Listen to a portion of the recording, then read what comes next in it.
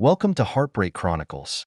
With the clock pointing to 11:47 p.m., Maxwell shuffled into his three-story villa on the outskirts of Boston. As a successful criminal defense attorney, he had been working on a complex case for 4 months straight, and tonight it was finally closed. The moment he pushed open the bedroom door, he froze. His wife's sister, Heather, sat on the edge of their bed, her eyes red and swollen, mascara smudged under them. She was wearing a dark blue dress, a far cry from her usual bold style of dress. "Max," she stood up, her voice a little shaky. "I've been waiting for you. Where's Vanessa?" Maxwell looked around and noticed that the closet door was half open and the empty hangers inside stung. "She left this morning with Liam for good." Heather handed over a folded note.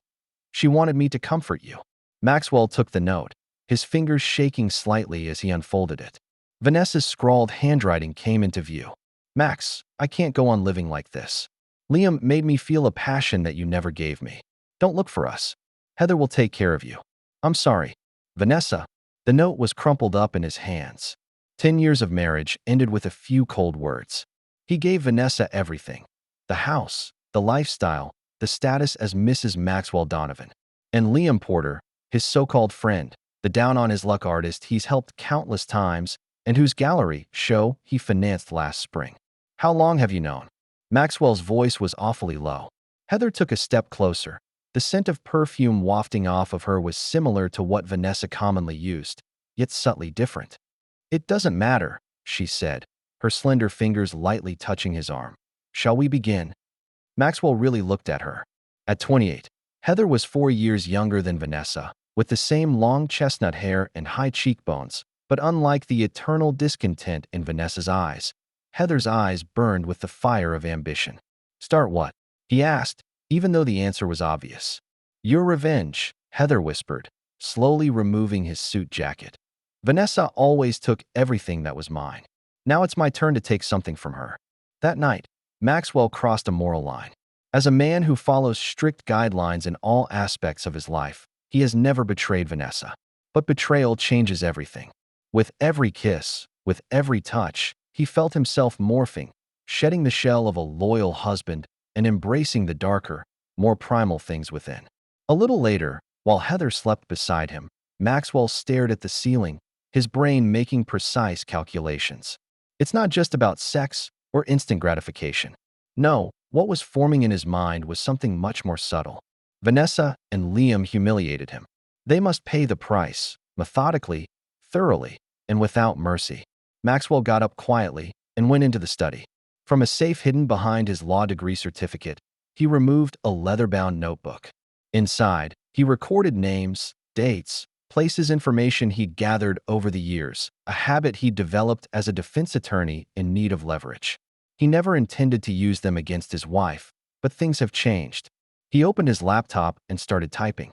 By dawn, he had created detailed profiles on Vanessa and Liam. Their habits, their weaknesses, their secrets. The foundation for revenge is being laid brick by brick. The next 3 weeks flew by with strategic planning and passionate nights with Heather.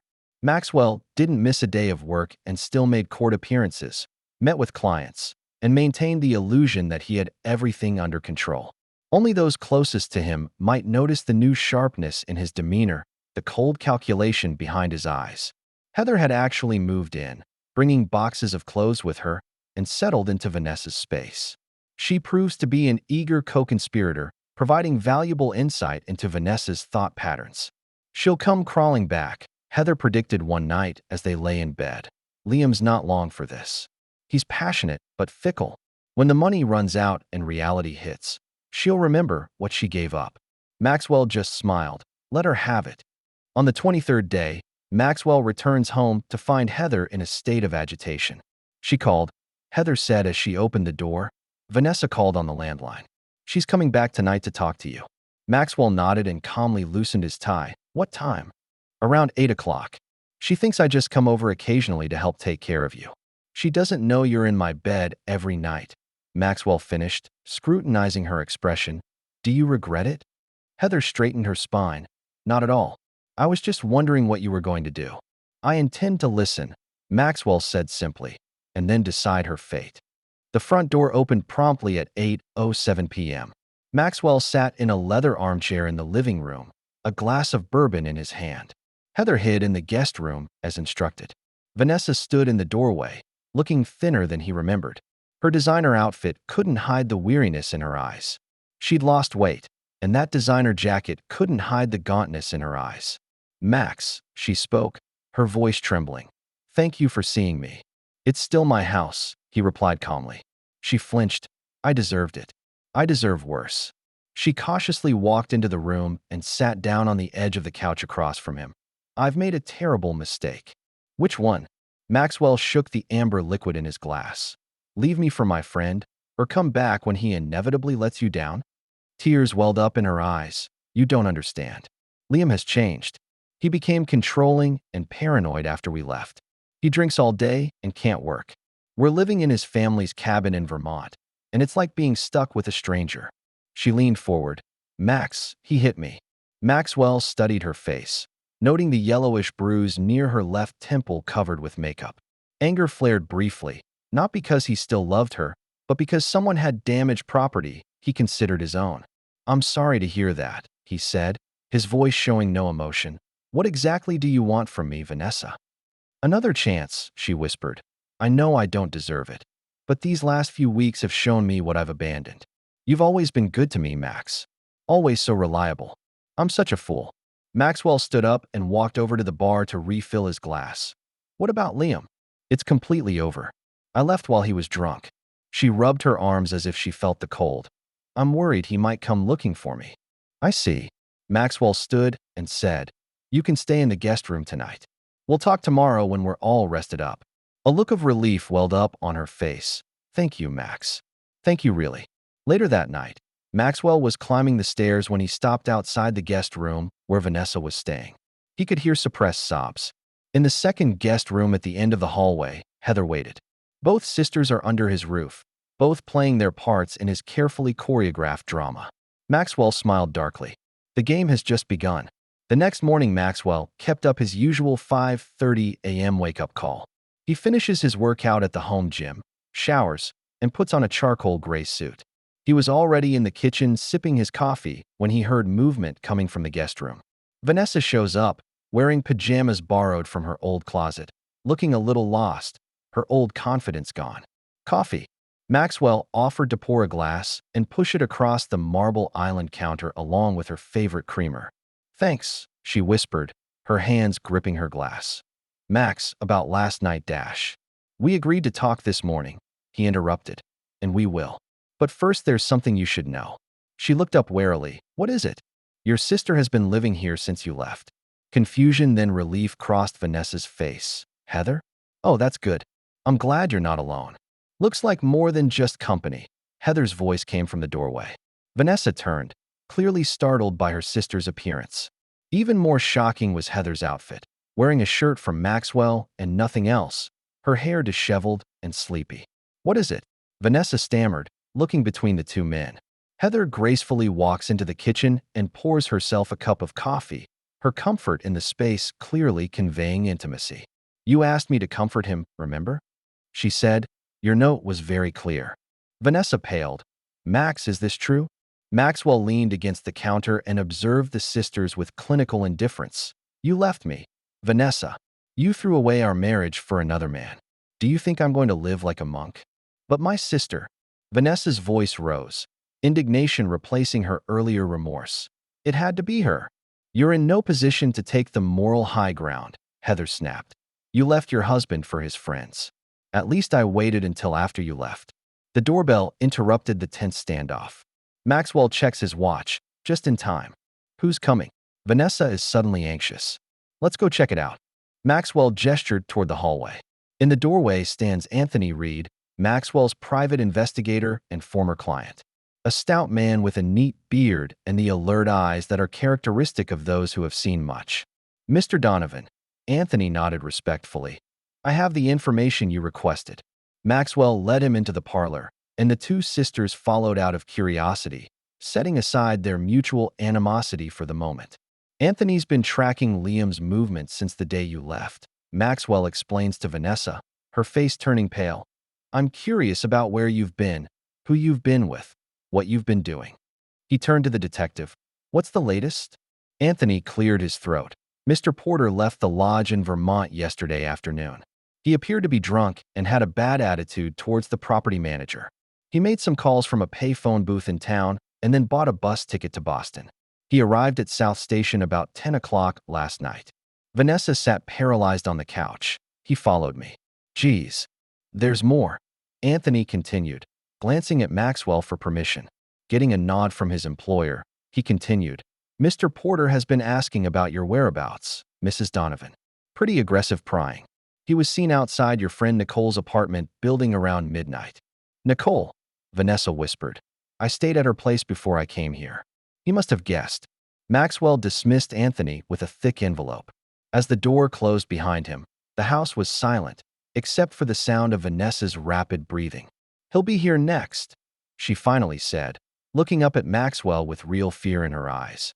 "And he knows this is the logical place for me to come back." "Most likely," Maxwell agreed calmly. "The question is what we do about it." "We," Vanessa repeated, hope in her voice. "This involves all of us now," Maxwell said, gesturing to include Heather. "Liam used to be my friend. You were my wife. A decision has to be made." That evening, Maxwell held what he jokingly called a family meeting in his study. The large mahogany table that once saw countless legal strategies drafted is now the command center for another kind of case.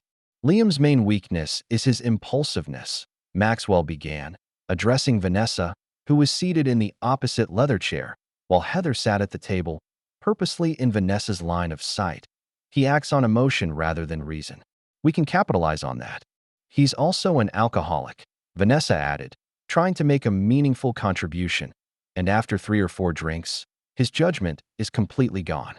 Maxwell nods, taking notes. "Very good. It's something that can be utilized." "What exactly are we trying to accomplish?" Vanessa asked as she shifted uncomfortably. "I just want him to stay away from me. Stay away from all of us." Maxwell and Heather exchanged a look that Vanessa couldn't quite understand.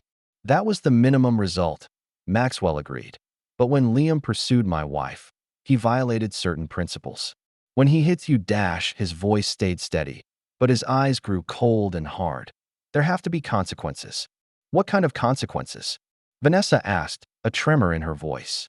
Instead of answering directly, Maxwell turned to his computer and pulled up a file. "Liam's finances are in jeopardy. His last gallery show, the one I funded, netted about $30,000. Most of it has been spent. He has over $50,000 in credit card debt. He recently applied for a loan, using his family's cabin as collateral." "How do you know all this?" Vanessa asked, clearly disturbed. "My habit is to be informed," Maxwell replied, "and knowledge is leverage." "What about his artistic endeavors?" Heather interjected. "Vanessa always said he was about to have a breakthrough." Vanessa blushed. "That's what he told me. It says big things are coming." "Delusional," Maxwell said dismissively. "His agent dumped him last month. It's too hard to work with. Apparently his alcoholism affected his output. No gallery in Boston will touch him." "Gosh," Vanessa whispered. "I had no idea." "Of course not," Maxwell said emotionlessly. "You're too caught up in his charms to see reality. It's a common enough mistake." Maxwell details the strategy. Vanessa will contact Liam, hinting at a reconciliation. They would meet at a specific location, a small, upscale hotel that Maxwell had connections to. At the same time, Maxwell would implement certain financial maneuvers that appeared to come from anonymous patrons interested in Liam's work. But it was manipulation, Vanessa said, struggling with the concept, and it didn't feel right. "No," Heather sneered. "Like sleeping with your husband's friends and abandoning your marriage without a proper conversation is right?" Vanessa flinched. "I made a mistake. A terrible mistake. Think of this as your chance to redeem yourself," Maxwell said. He leaned forward and fixed Vanessa with a sharp gaze. "You created this situation. Now you can help fix it. Or you can leave again and face whatever consequences Liam has in store for you alone." The implied threat hangs in the air. "I'll help," Vanessa said finally.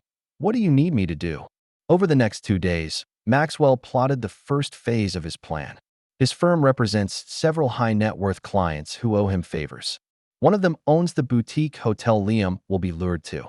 Another controls a small but prestigious art foundation and can be persuaded to show interest in the work of a down-and-out artist. Vanessa calls Liam from Maxwell's office, and both Maxwell and Heather listen on the speaker. Her performance is surprisingly convincing. A woman torn between two men, confused about her feelings and asking for a private meeting to clear her head.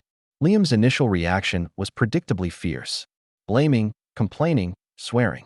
But when Vanessa mentioned staying at the Pioneer Hotel, one of Boston's most upscale hotels, Liam's tone changed.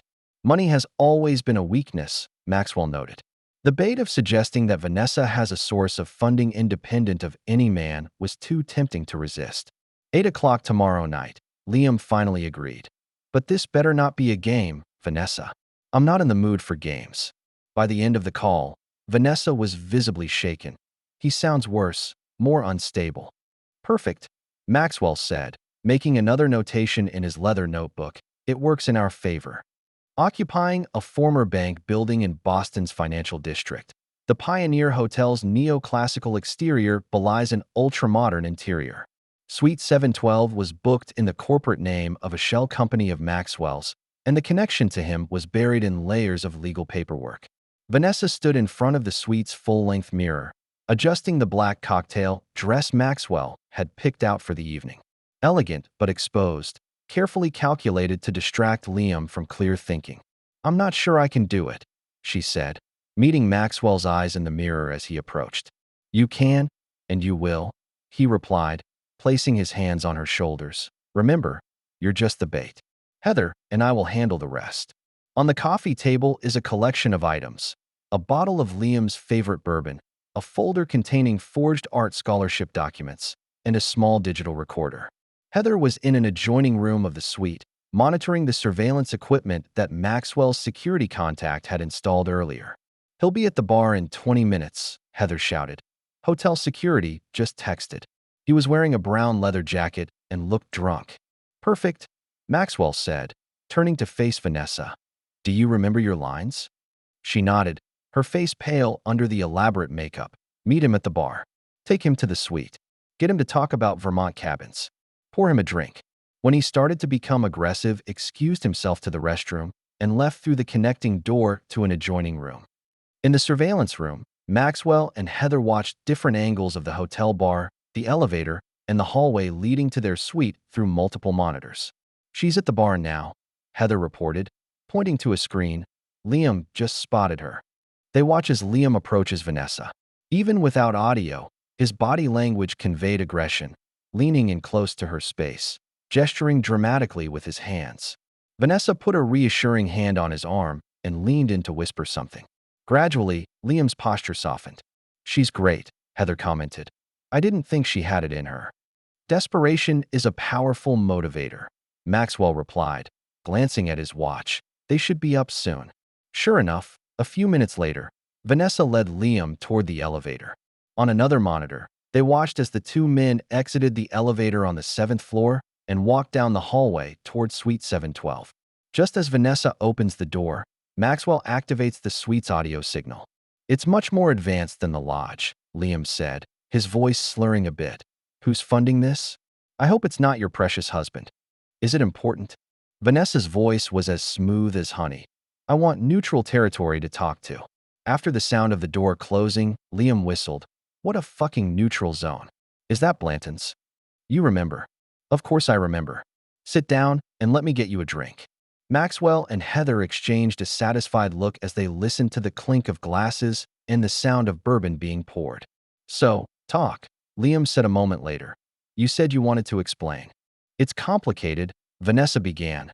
Going back to that house and being with Max brought back memories. It's not all good. Cut the crap, Liam interrupted. You left me hanging in the cabin after all we've been through. After I gave up my life in Boston to start over with you.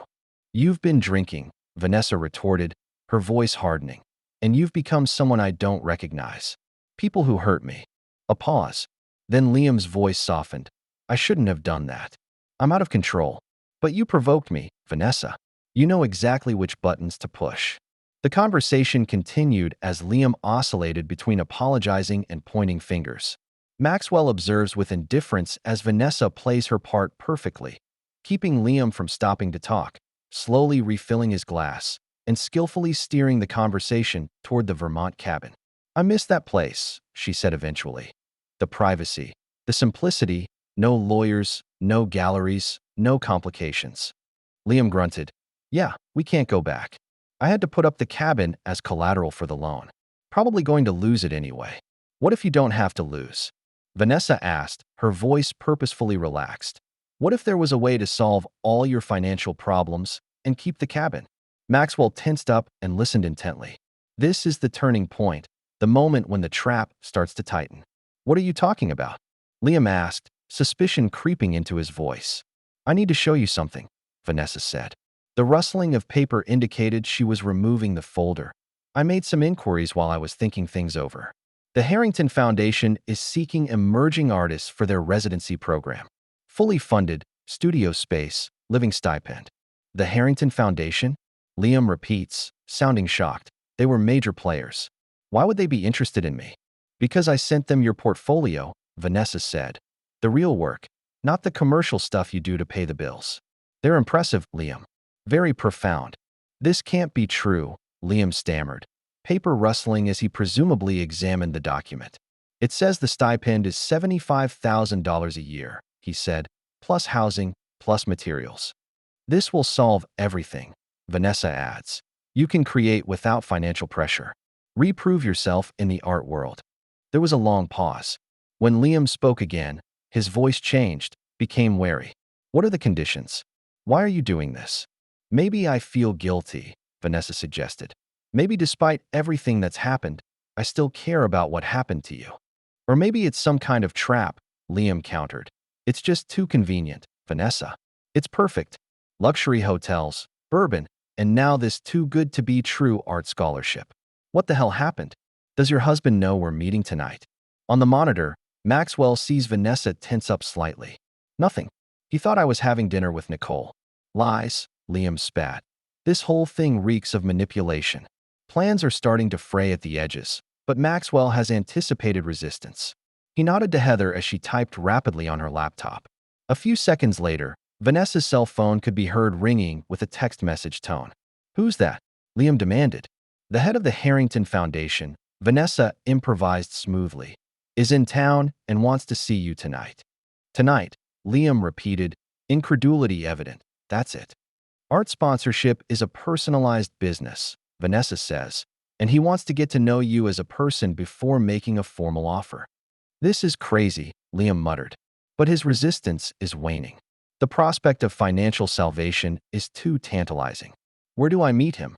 "There's a private dining room downstairs," Vanessa said. "I just need to freshen up and then we'll go down. Give me 5 minutes." Maxwell watched the bathroom door close on the suite camera feed. Exactly 47 seconds later, the door connecting to the adjoining room opens and Vanessa slips inside, looking flushed but triumphant. "He's hooked," she whispered, "totally hooked." Maxwell nodded approvingly. "Very good. Now stay here with Heather. I'll take care of the rest." He straightened his tailored suit and checked his appearance in the mirror before striding toward the door of the master suite. The deception is about to reach its climax. It's time for Maxwell Donovan to personally execute the next phase of justice.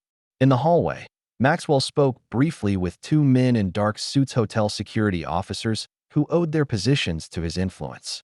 After giving specific instructions, he headed for the service elevator and descended to the kitchen level where another contact was waiting.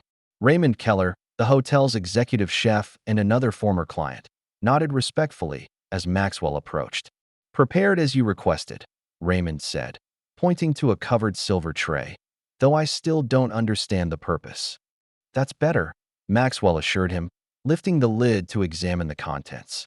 A glass of amber liquid with the same appearance as the bourbon Liam drinks upstairs. "Is the private dining room ready?" "Room 3 is assigned. No cameras, no staff, except for Paolo, who understands discretion." Maxwell thanked him with a generous envelope and headed to the private dining area. Room 3 was intimate. A table, 2 chairs, soft lighting. He placed the tray on the table and took a moment to concentrate, reviewing the sequence of events that would follow. This stage requires precise timing. Too soon, and Liam may not be drunk enough. Too late, and he may become belligerent or suspicious. Maxwell checked his watch, then texted Heather, "Execute evacuation." Upstairs, Heather shows Vanessa the message. "This is our signal. You know what to do." Vanessa hesitated. "I'm not sure I can face him again. He's getting excited." "You don't have to face it," Heather replied, pointing to another monitor showing the corridor. "Security in position. Simply yell through the bathroom door for the foundation supervisor to be waiting downstairs. Then stay here. They'll escort him down." Meanwhile, Maxwell stands up when Liam is introduced to the private dining room. The artist's face showed shock, then anger, as he recognized the person waiting for him. "You asshole," Liam growled, charging forward only to be stopped by security. "I knew it was a trap." Maxwell held up a hand and dismissed the security guards. "We'll be fine, gentlemen. Mr. Porter and I are old friends. We have a lot to discuss."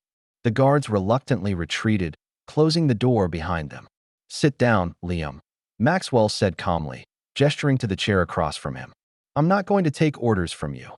Liam spat, though the alcohol in his system left him slightly shaken. "Where's Vanessa?" "Reconsider her choice, I suppose," Maxwell replied. "As you should." Liam's bloodshot eyes narrowed. "What's that supposed to mean? What is all this?" "This," Maxwell pointed to the room with a wave of his hand, "is an opportunity to gain clarity. Have a seat. You look unsteady." After a moment of defiance, Liam sat down heavily in his chair. "The Harrington Foundation isn't real, is it?" "Oh, it's quite real," Maxwell corrected. "Even though they're not interested in your work. From what I understand, no one is interested." Liam's face contorted with rage. "You arrogant bastard. You think because you're rich and connected, you know about art? You don't know anything." "I understand loyalty," Maxwell countered.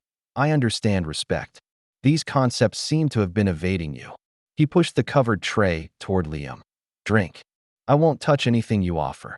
Maxwell shrugged and lifted the lid to reveal a separate glass of wine. "Suit yourself, though it might make this conversation more palatable." Liam's eyes were fixed on the bourbon, his addiction clearly struggling with doubt. "What conversation? Why am I here? Where's Vanessa?" "Vanessa was where she was supposed to be," Maxwell said, "at home with her family. On the other hand, you have a decision to make." "What kind of decision?" "The kind that determines your future," Maxwell said, his voice dropping to a near whisper. "Or whether you have a future at all." Fear flashed across Liam's face. "Are you threatening me?" "I'm offering you options," Maxwell corrected. "Option 1. You leave Boston tonight. Never contact Vanessa again. Never talk about your relationship with her. In return, you'll receive this." He pushed a thick envelope across the table. Liam stared at it without touching it. "What's that?" $50,000, Maxwell said, in cash. "Enough to clear your instant debt and start over somewhere else. Somewhere away from here." Liam's eyes widened, then narrowed again. "What about option 2? Maxwell's smile was cold. "You refused my generous offer. In that situation, several things can happen in rapid succession. First, the pictures of you beating my wife in Vermont. Yes, we have those. Will be turned over to the police. Second, evidence of certain contraband transactions you made last year will find its way to the district attorney's office. Third, your remaining artistic relationships receive documentation of your increasingly erratic behavior, ensuring that no gallery ever touches your work again." Liam paled. "You can't do this." "I assure you I can," Maxwell said, "and I will if necessary." "So what's it gonna be, Liam? Start over somewhere else, or destroy here?" Liam's hand trembled as it finally reached for the glass of bourbon. He drank it all in one gulp. "It's blackmail. It's consequences," Maxwell corrected. "You took something precious from me. Consider yourself lucky I offer any path to salvation." After a long silence, Liam reached for the envelope and tucked it into his jacket. "I want to talk to Vanessa one last time." "That's impossible." "Afraid she might choose me again?" Liam taunted, one last desperate thrill. Maxwell's expression didn't change. "She made her choice when she came home. Just like the choice you're making right now." He stood up and signaled the end of the meeting. "Security will escort you out. There's a car waiting to take you to the South Station. The last train to New York leaves in 40 minutes. I suggest you catch up with it." When Liam is taken away, Maxwell stays in the private dining room and stares at the empty glasses on the table. Phase 2 completed. Liam took the bait and drank. The final preparations can now begin. Upstairs, Vanessa and Heather watched the entire exchange on a tablet connected to the restaurant's hidden camera. He just let him go? Vanessa asks incredulously. After everything, he just gives Liam money and sends him away?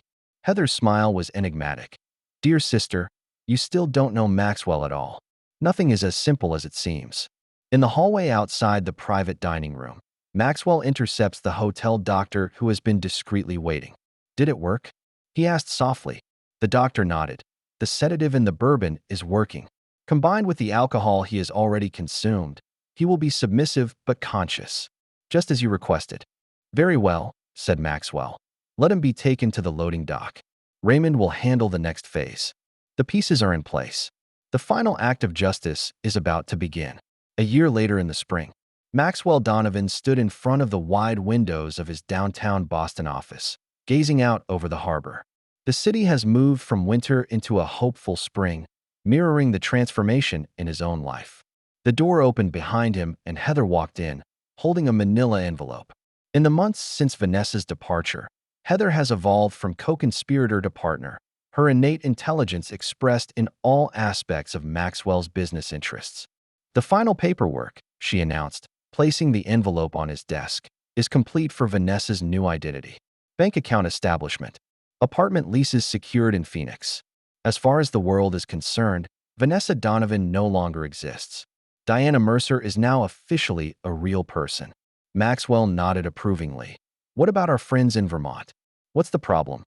On the contrary, Heather replied, pulling up images on her tablet. His output has increased dramatically. Isolation seems to suit him. Raymond's nephew reports that he's been sober for almost 4 months. The screen displays photographs of striking new artwork, Liam's distinctive style, but with a darker edge and depth that was previously lacking. Next month's Hammer Gallery show is already creating a buzz, Heather continues, and the mysterious reclusive artist narrative is proving quite marketable. 3 pieces have been pre-sold for sizable sums. Excellent, Maxwell said, with genuine appreciation in his voice, creative containment at its best. He returned to his desk and checked the paperwork Heather had brought with her. Everything was in order, as expected. His plan unfolded with surgical precision, albeit with some necessary adjustments along the way. Vanessa eventually signed divorce papers, accepting the settlement and the implied threat behind the Maxwell alternative. What she didn't anticipate was the additional stipulations that would be activated once the divorce was finalized: complete separation from her former identity, permanent exile from Boston and her former life. This is not technically witness protection, but the mechanism is similar. New name, new social security number, thanks to Maxwell spending a ton of money, and a new life 3,000 miles away. The sizable settlement ensured that she would never lack financially, but the invisible shackles he had placed around her were no less binding because of the gold plating. As for Liam, his incarceration at the Vermont Lodge proved surprisingly productive. Under constant but unobtrusive surveillance, deprived of alcohol, but provided with quality art supplies and structure to his daily life, he flourished creatively. The contract he signed gave Maxwell ownership of all his works, which are now being marketed through Maxwell's recently acquired gallery. The irony of it is not lost on him. The talent that helped Liam seduce Vanessa is now generating profits for the man he betrayed. You look happy, Heather observed, sitting on the edge of his table. The satisfaction of justice being done, Maxwell acknowledges. Even though justice may not be the right word. Balance, maybe. Restore proper order. Heather studied him with the same directness that had drawn him in from the beginning. What about us? Where are we in this restored order? It's a matter of fairness. Their relationship began as a strategic alliance, mutually leveraging Vanessa's betrayal to their advantage. Heather gains the wealth and influence she's always craved. Maxwell has gained a loyal partner in his campaign of revenge. But somewhere along the way, something unexpected developed. Not exactly love, but a real connection based on a common viewpoint.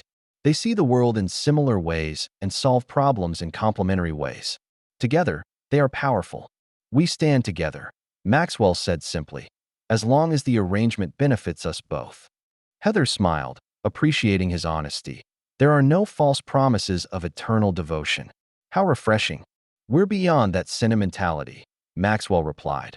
What we have is much more valuable: mutual respect, common goals. Speaking of common goals, Heather says, transitioning smoothly. There's the Porter Gallery acquisition. Lawrence had a hard time with the terms. Lawrence Porter, Maxwell mused, Liam's father. Still bitter about his son's self-imposed exile, I think. More and more, Heather confirmed. He's been asking around, hinting that he might visit the Vermont property. Maxwell frowned slightly. This was an unexpected complication, though not entirely unexpected. Family ties are always a potential weakness in the perfect plan. Perhaps it's time for Mr. Porter to get some clarity on his son's situation, he said after a moment's consideration, and arrange a meeting. My place, my terms. What if he's not receptive to your point of view? Heather asked, already anticipating the answer. Then he joins the ranks of those who underestimate the consequences of opposing me, Maxwell says, his voice carrying the quiet certainty that has become his trademark. And I've developed a pretty effective system for managing these kinds of cases. Heather nodded, understanding completely. During the months they worked together, she witnessed and participated in Maxwell's methodical approach to removing barriers. Make the ruthlessness that distinguished him in the courtroom translate seamlessly into a personal matter. I'll arrange it, she said, standing up and getting ready to leave. At the door, she stopped and looked back at him. Have you ever regretted it? Vanessa, Liam, the extremes we go to? Maxwell considers this sincerely. Regret means wishing things had happened differently, he says eventually, and I don't want that. Every step, every decision has led to this moment, a world ordered according to my design. Why should I regret having created what I wanted? 6 months later, an unexpected development upset Maxwell's carefully constructed equilibrium. He was reviewing the quarterly report when his assistant announced over the intercom, Mr. Donovan, there is a Ms. Chun who insists on seeing you. She said it was an urgent matter regarding your ex-wife. Maxwell frowned. Vanessa, or Diana Mercer, should start her new life safely in Phoenix. Let her in. The woman who walked in was in her 30s, well-dressed but nervous. My name is Monica Chun, she introduced herself. I'm a private investigator. Your ex-wife hired me to investigate some threats. What kind of threat? Monica pulls out a folder. Looks like Liam Porter managed to make contact with the outside world. Despite your precautions, he has been sending coded messages through his artwork. Recipient? Your ex-wife's new identity and position. Maxwell's expression stayed neutral, but his thoughts were racing. It was a complication he hadn't anticipated. Go on. Even more troubling, Monica continued, is that Mr. Porter's father has been funding these communications. They seem to be planning some sort of disruption to your carefully orchestrated status quo. Maxwell leaned back in his chair. The game isn't over yet. A new player has entered the board, and the old pieces refuse to remain in their assigned positions. Ms. Chun, he said, an edge of steel in his voice. You just won yourself a new job. I need to know everything I can about this development. When the private investigator leaves to gather more information, Maxwell turns to Heather, who has remained silent during the meeting. It seems our neat solution isn't as permanent as we thought, she observed. Nothing is permanent, Maxwell replied. But that doesn't change anything. They violated the terms. Now they will face the consequences. What are you going to do? Maxwell's smile lacked warmth. My best thing. Adjust your strategy and tighten your controls to ensure that this lesson is truly learned.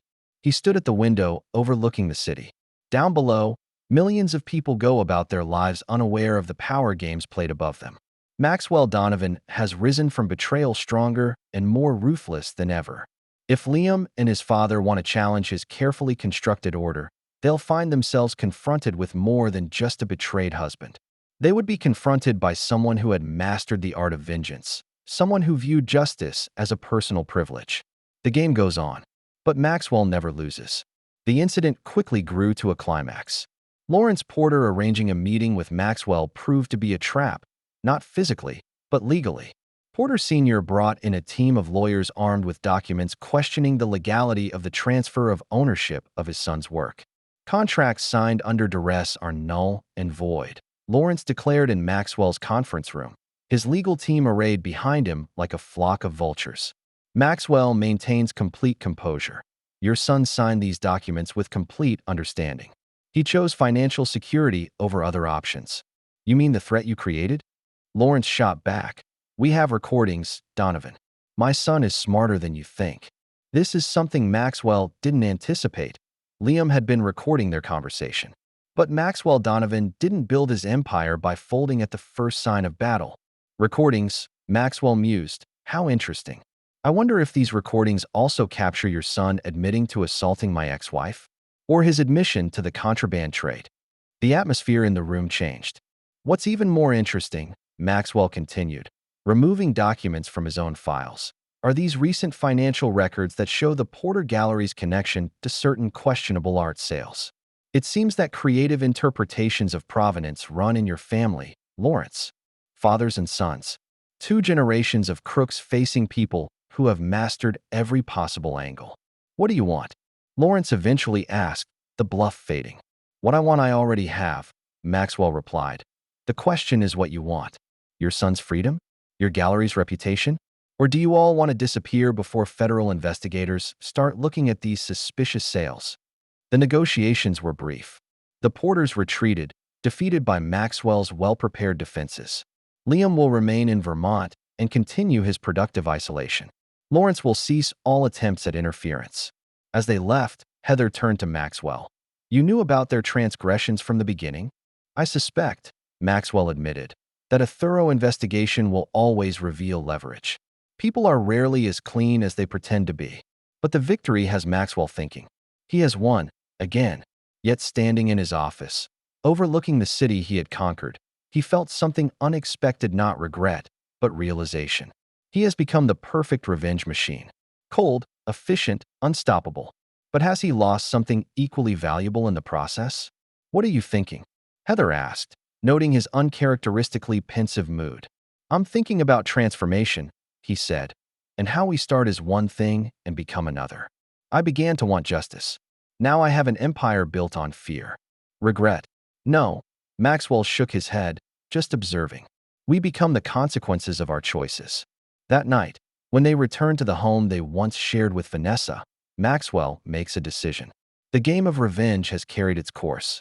It was time to build something new, not based on betrayal and revenge, but on the strength he had forged through his trials.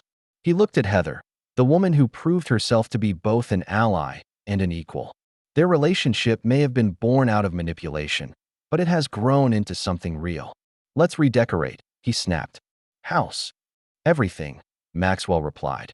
It's time to stop living in the shadow of the past. Heather smiled, understanding what he was really saying. The chapter of revenge is closing, but their story is just beginning. Outside, Boston shimmers in the night, oblivious to the drama that shaped a man from betrayed husband to master of ruthless manipulation. Maxwell Donovan has won his war. Now, perhaps, he can begin to win the peace. But even as he plans for the future, somewhere in Phoenix, a woman once named Vanessa stares at her new identity papers and wonders if the cost of escaping the past will ever stop accruing. In Vermont, an artist paints in his gilded cage, and each stroke bears witness to the price of ambition without wisdom. Betrayal, revenge, consequences. The eternal cycle continues, and each participant is forever marked by the role they played in Maxwell Donovan's life story. The victor gets the spoils. But in this particular war, no one left the battlefield unscathed. That's the end of today's story. For more captivating tales, hit subscribe and never miss an episode.